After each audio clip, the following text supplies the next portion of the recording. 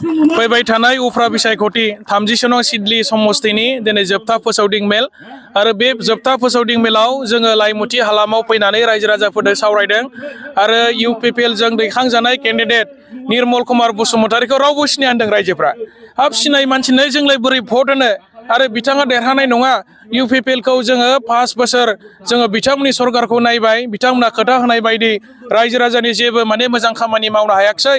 दा बेनिखायनो जोङो UPPL सरकारखौ जोङो फोथायला आरो बे ट्रेक्टरनि सावगारियाव जोङो भट होला होननानै बुंदों रायजोफ्रा।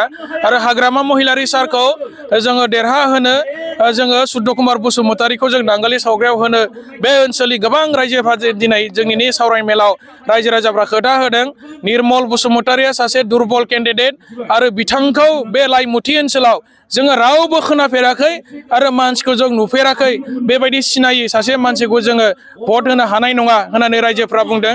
दा रायजोफोरनि गोसोनि खोथाखौ जोङो मोनथिबाय आरो बेनिखायनो जोङो सानदों जोंनि BPF हान्जाजों दैखांजानाय केन्डिडेट सुद्द कुमार बसुमतारीया गोबां बुरजा भट मोननानै देरहागोना दिनै रोखा जाबाय आरो जोङो फैबाय थानाय 13 थारिखआव रायजो राजाफोरखौ रावबो सासेबो एबसेन्ट थायालासेनो बयखौबो ज' थांनानै भट सेन्टाराव थांनानै नांगोलनि सावगारियाव भट होनायखौ जों खावलायबाय आरो देरहानाया दिनै रोखा जाथारबाय होननानै जोङो दिनै गोसोआव मोनसे फोथायनाय फैबाय।